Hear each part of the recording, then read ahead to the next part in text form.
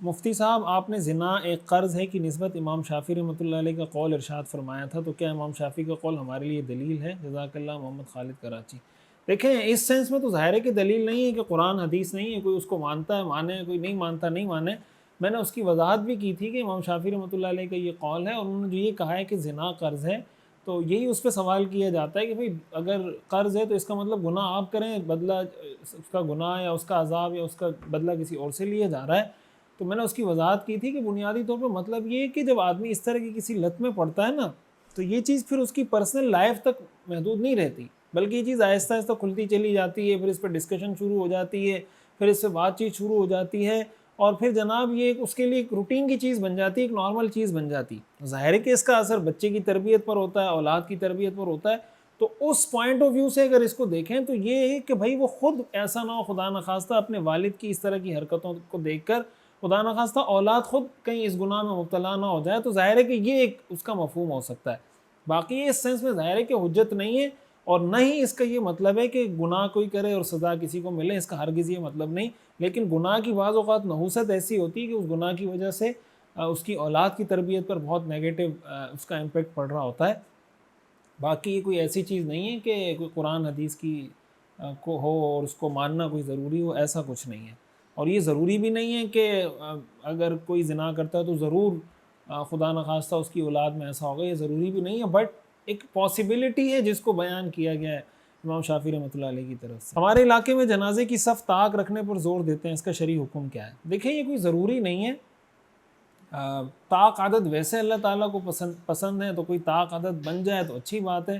البتہ یہ حدیث میں آتا ہے کہ جس نماز جنازہ میں 3 صفیں ہوں تو اللہ تعالیٰ اس مردے کی، اس میت کی مغفرت فرما دیتے ہیں۔ اس کا یہ ہے کہ کم از کم اگر 3 صفیں بن سکتی ہیں تو بنا لیں، اگر نہیں بن سکتی تو وہ بنانا بھی ضروری نہیں ہے۔ اور اگر لوگ زیادہ ہیں پھر تو ظاہر ہے 3 صفیں نہیں بنیں گی، پھر تو ہو سکتا ہے زیادہ بنیں، اس میں بھی یہ کوشش کر سکتے ہیں کہ طاق بنا لیں تو اچھی بات ہے۔ لیکن بعض اوقات کسی افضل کام پر اتنا لوگ امفسائز کرتے ہیں، اتنا اصرار کرتے ہیں کہ وہ اصل کام چھوٹ جاتا ہے، وہ اس پہ فوکس کرتے ہیں کہ اگر طاق صفیں نہیں ہوئی تو گویا نماز جنازہ ہی نہ ہوئی۔ تو کسی کام کو اتنی ویلیو دیں جتنی شریعت نے اس کو ویلیو دی، اس سے زیادہ ویلیو دینے کی کوشش نہ کریں۔ اچھا جناب مفتی صاحب، میرا سوال یہ ہے کہ ہمیں کیسے پتہ چلے گا کہ ہماری سیاسی جماعتوں میں کون سی جماعت پاکستان اور اسلام کے لیے بہتر ہے، جبکہ سیاسی جماعتوں کے کچھ اچھے اور کچھ برے کام ہوتے ہیں، اور باقی سب کو نظر انداز کر کے صرف عمران خان اور مولانا فضل الرحمان میں سے کسی ایک کو چننا پڑے تو ان دونوں میں سے ہم کس کو چنیں؟ مولانا صاحب تو کبھی اس طرف ہوتے ہیں اور کبھی اس طرف، اور عمران خان کو یہودی ایجنٹ کہا جا رہا ہے۔ اگر واقعی میں وہ یہودی ایجنٹ ہیں تو مفتی تقی عثمانی صاحب اس بارے میں قوم کو آگاہ کیوں نہیں کرتے؟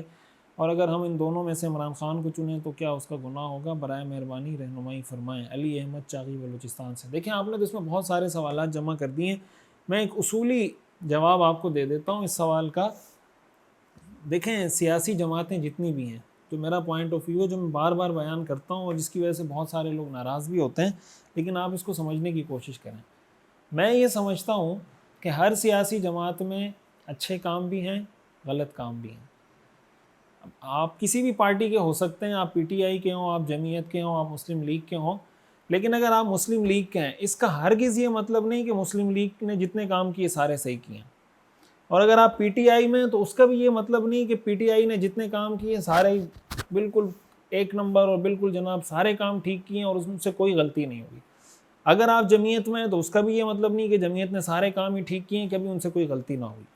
وجہ اس کی یہ ہے کہ سارے انسان ہیں نا، اور پھر کس کی دینداری کا لیول کتنا ہے، کس کے دل میں خوف خدا کتنا ہے، کس کے دل میں اللہ کی خشیت کتنی ہے، ظاہر ہے کہ ہر آدمی، ہر شخصیت کے لحاظ سے چیزیں مختلف ہوتی ہیں۔ میں یہ سمجھتا ہوں کہ ہمارے ہاں یہ کہا جا رہا ہوتا ہے کہ بہت سی دفعہ کہ بھئی لوگوں میں سیاسی شعور آ گیا۔ سیاسی شعور کا مطلب یہ نہیں ہوتا کہ آپ اپنے لیڈر کی ہر صحیح غلط بات کو صحیح کہیں۔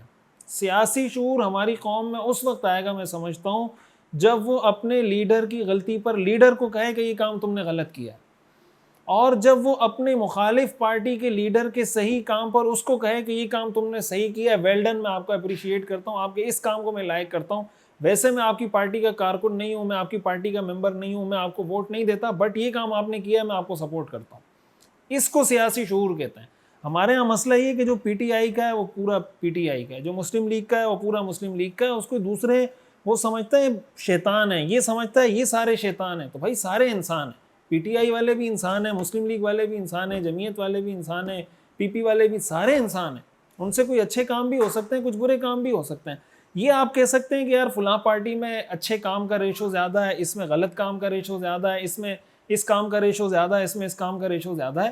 اس کی بنیاد پر آپ اس کا انتخاب کریں. لیکن ایک بات ہمیشہ پیش نظر رکھیں، کسی سیاسی پارٹی کی وجہ سے دین پہ کمپرومائز نہ کریں، اپنی روایات پر، اپنی کلچر پر، حیا پر، ان چیزوں پہ کمپرومائز نہ کریں، اور اپنے ملک پہ کمپرومائز نہ کریں. ایسا نہ ہو کہ آپ کی پارٹی آپ کو ملک کے خلاف اکسا رہی ہو تو آپ ملک کے خلاف چلنے لگ جائیں. آپ کی پارٹی آپ کو اسلام کے خلاف کسی کام پر اکسا رہی ہے، آپ اس پہ چلنے لگ جائیں. آپ کی پارٹی آپ کو ہماری دینی اسلامی روایات کے خلاف چلانے کی کوشش کر رہی ہے، آپ اس پہ چلنا شروع ہو جائیں اس لیے کہ میرا لیڈر یہ کام کر رہا ہے. باقی آپ ووٹ کس کو دیتے ہیں؟ اسلام کا حکم یہ ہے کہ بھائی آپ دیکھیں آپ کی نظر میں آپ سب سے زیادہ بہتر کس کو سمجھتے ہیں کہ اس ملک کو کون زیادہ بہتر طریقے سے سرو کر سکتا ہے، کون اسلام کی اور ملک کی زیادہ بہتر طریقے سے خدمت کر سکتا ہے. آپ جس کو بہتر سمجھتے ہیں اس کو ووٹ دیں. اور یہ جو ہمارے ہاں گالم گلوچ کا اور بہتان کا اور نام بگاڑنے کا اور کسی کو یہودی ایجنٹ کہنے کا اور کسی کو ڈیزل کہنے کا، یہ جو ہمارے ہاں کلچر چل پڑا ہے، آپ مجھے بتائیں اس کا ہماری قوم کو آج تک فائدہ کیا ہوا ہے؟ یہ جو ہم ایک دوسرے کو گالیاں دے رہے ہیں، تہمتیں لگا رہے ہیں، بہتان لگا رہے ہیں، نام بگاڑ رہے ہیں، اس سے ہمیں کوئی فائدہ ہو رہا ہے؟ اس سے بہتر نہیں تھا کہ ہم کوئی تعلیم پہ توجہ دیتے اپنے کام پہ؟ ہمارے ہاں 3 کام ایسے ہیں جن میں سب ماہر ہیں، ایک فتویٰ، ایک حکمت اور ایک جناب سیاست. آپ کسی ریڑھی والے سے سیاست پہ تبصرہ کرواؤ، آپ بولو گے یار ملک کا وزیر اعظم اس کو ہونا چاہیے تھا، وہ آپ کو آرمی چیف کے بارے میں ایسی ایسی باتیں بتائے گا اور جناب وزیر اعظم کے بارے میں ایسی ایسی باتیں بتائے گا کہ آپ کہو گے یار آپ ریڑھی کیوں چلا رہے ہو، آپ کو تو وزیر اعظم ہونا چاہیے تھا. اور اس کو ریڑھی چلانا بھی نہیں آتی ہوگی، اس کو جناب رکشہ چلانا نہیں آتا ہوگا، باتیں کر رہا ہوگا وزیر اعظم کی. یہ بنیادی مسئلہ ہے کہ، اور یہ ہمارے ٹی وی چینل نے ہمیں اتنا وہ کر دیا ہے، اسلام ہمیں اس چیز کی اجازت نہیں دیتا کہ جب جہاں جس پہ جو تبصرہ کرنے کا موڈ ہے منہ سے بول دو جو منہ میں آ رہا ہے.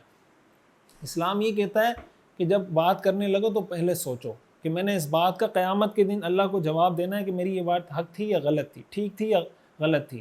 ہو سکتا ہے دنیا میں جواب دینا پڑے، جواب دنیا میں نہ دینا پڑے، قیامت کے دن تو اللہ کو جواب دینا پڑے گا. حدیث میں آتا ہے حل یکب الناس فی النار علی وجوہہم الا حصائد السنتہم، لوگوں کو جہنم میں منہ کے بل گرانے والا عمل وہ ان کی زبان کی کٹائی ہے، ان کی زبان کی کھیتی ہے جو انہوں نے زبان سے کاشت کی ہے، یہ وہ عمل ہے جو انسان کو جہنم میں منہ کے بل گرائے گا.